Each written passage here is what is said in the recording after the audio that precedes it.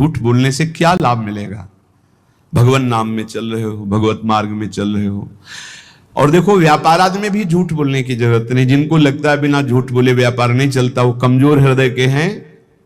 सब कोई जानता है मुनाफे के लिए व्यापार किया जाता है। अपनी सामान का मुनाफा जोड़कर बोल दीजिए, झूठ बोलने की जरूरत नहीं।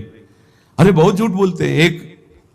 एक गमछा है खरीदने के लिए, जिससे गए बोले 130 रुपया, नहीं थोड़ा कम कर दो। वो तुम्हें बताएं, कसम से कहते हैं 120 का लाए। अब 120 का तुम ले ही ले, तुम्हारे लिए हम कसम बोलने की क्या जरूरत थी? झूठ क्यों बोल गए?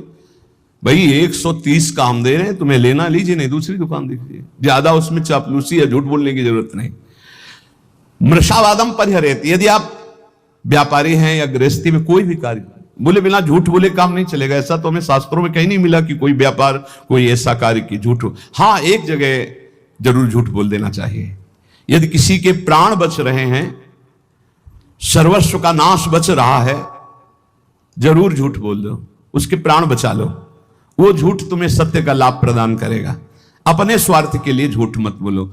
और कम से कम भजन करने वाले तो झूठ से थोड़ा बचने की थोड़ा इसलिए कह रहे हैं कि पूरा हरिश्चंद्र बनना तो बहुत ही कठिन है, क्योंकि मोबाइल का समय है। अब झूठ ना बुलवावे तो इसकी महिमा क्या है? झूठ तो बुलवा ही देता है। बहुत झूठ पकड़ा जाता है। झूठ वो जहां मोबाइल तो आजकल तो हेलो ही बोलते हैं सब, बोले राधे राधे राधे राधे। कहां हो? बाजार में है इस समय, बगल से बगले के फ्लैट में है, बाजार में है इस समय, तो नहीं मिल सकते। बाजार झूठ बुलवाता है मोबाइल, बहुत झूठ बुलवाता है। वृंदावन में है, अपने घर में, कहां हो? इस समय तो आगरे में, आज तो नहीं मिल सकते, फिर आगे बताएंगे आपको। अब क्या जाता है, झूठ बोल दिए। अरे भैया बेमतलब झूठ बोल रहे हो। नहीं, असत्य संपातक पुंजा। और बता दें, झूठा मुंह मत रखना। यदि निरंतर नाम जप करना, चरणामृत पीने से झूठा नहीं होता। भगवत प्रसाद का किनका लेने से झूठा नहीं माना जाता। शेष कुछ भी झूठा मत रखना।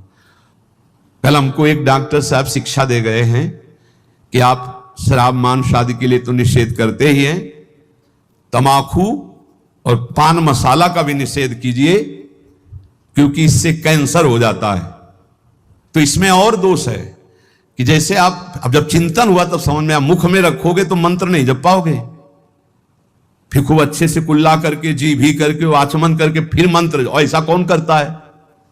तो मसाला तो और तमाकू सुपारी खाने वाला निरंतर नाम जप नहीं कर सकता। इसलिए प्रार्थना इस पर भी कल से हमें शिक्षा मिली। भगवान विविध रूपों में आके शिक्षा देते और कह रहे थे कि हम डॉक्टर हैं मुख के। सैकड़ों ऐसे लोग जिनके मुख के कैंसर हो गए हैं, जो तमाकू, गुलमंजन, पान मसाला, तो ये भजन में भी खतरनाक है भाई। सिद्ध पुरुष हो तो हम प्रणाम करते हैं भाई, लेकिन साधक हो तो पान मसाला, तमाकू, ये चीजें बंद कर दो। अभी तक तो हम यही शराब मांस इसके लिए बोलते थे, वो कल बता गए, बोले बड़ी बुरी स्थिति कैंसर के मुख में हो रही है इसी से। तो झूठ बोलना छोड़ दो। पान मसाला, तमाकू, ये सब इस भजन के लिए बहुत बाधक वस्तुएं हैं। कुर्यात प्रिय मया चितः, कभी दूसरे का अप्रिय ना करे। अब यहां विचार करना है, दूसरा अपनी भावना से दुखी हो रहा है, वो बात अलग है। हम कोई ऐसा अप्रिय कार्य, अप्रिय वचन, अप्रिय चेष्टा ना करें।